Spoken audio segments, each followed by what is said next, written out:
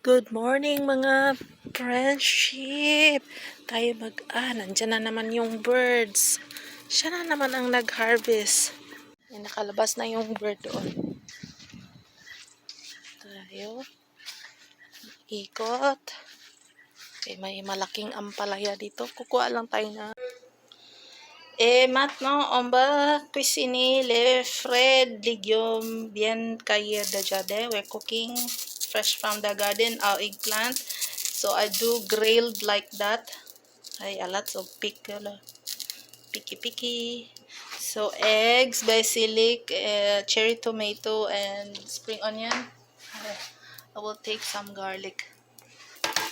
Yeah, here's our garlic. This one is Cambodian garlic. A friend gave me. For sure I will plant like this year. And this bigger is Quebec garlic. Yeah. This one is, when you like to eat garlic, you can, it's easy to eat because it's more little than the Quebec garlic. So the Quebec garlic only 4 in the, at the Cambodian. Yes. And it's good, and it grows so well here in Quebec, the Cambodian garlic. Yeah. Grilling the eggplant. Because we're lapik. We're eating omelette.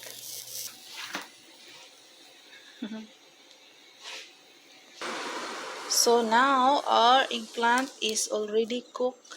It's grilled already. Yeah.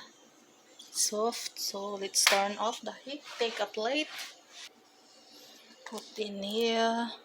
Transfer. Okay, and we will remove on va enlever les peaux sa lola, si les peaux on enlève ça. Yeah, c'est facile hein, quand c'est grillé. Et en plus, tu peux bouillir les aubergines. You can boil it, but it's more smells good when it's grilled. Wala, eggplant. C'est encore chaud. It's very hot. Our eggplant, we just let it cold. Laisse refroidir un peu. Puis, on va faire comme ça.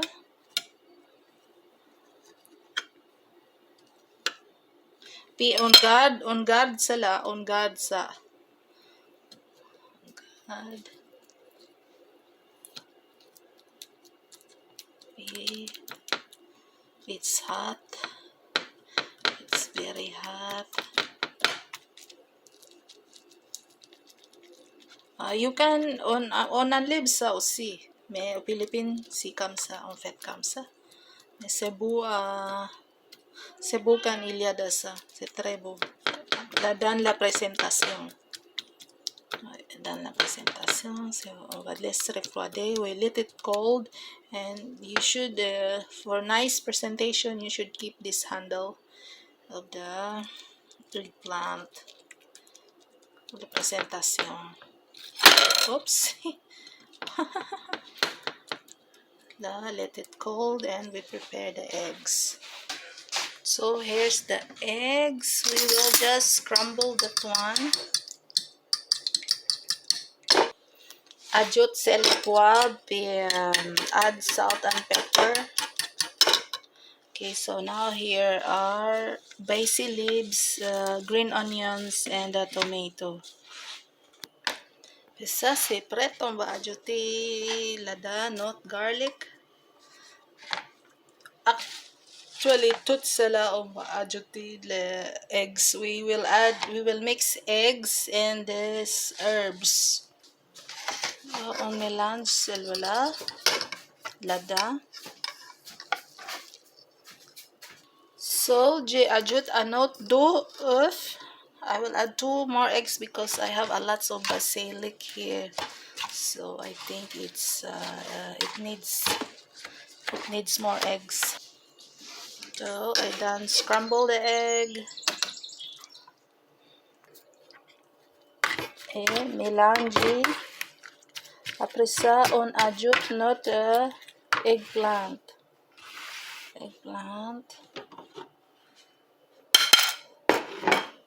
The aubergine. On va juste faire comme ça. Pour mariner. On dirait pour mariner ça.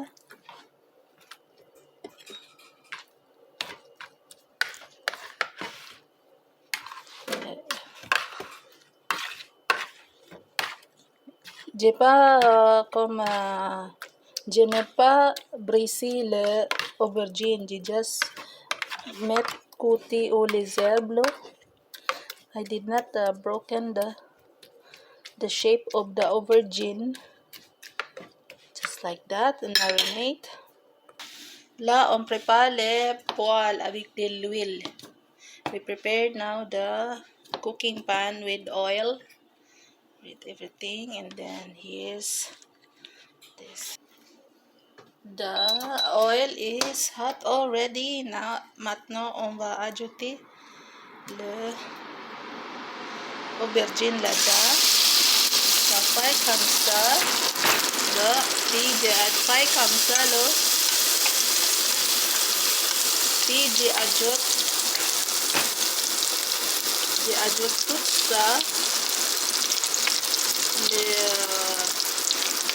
cherry tomato.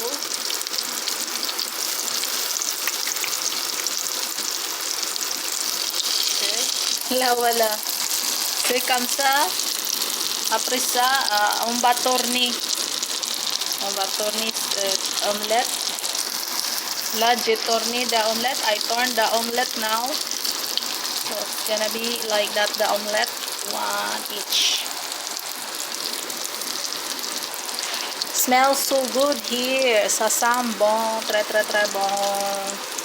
And now that is done, I will remove from the pan. Yeah, shortcut because I'm holding.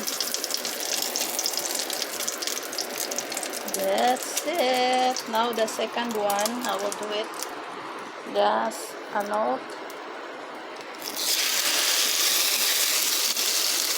Et on va faire comme ça. Ajoute l'huile là-dedans. C'est mieux. Après ça, on ajoute tout ça.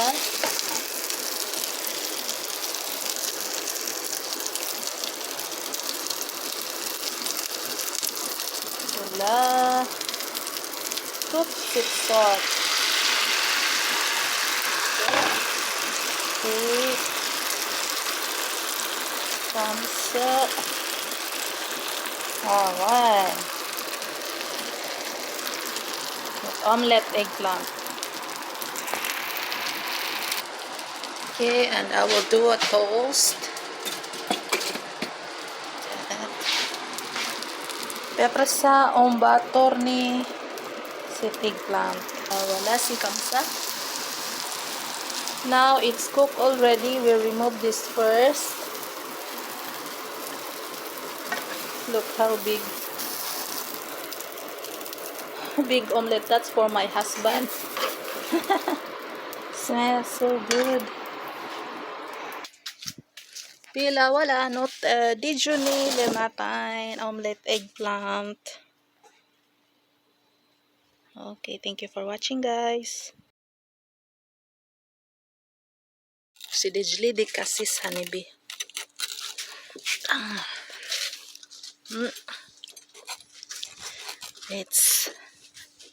Let's eat omelette in the morning. Eggplant omelette in Quebec. Filipino style. Charot.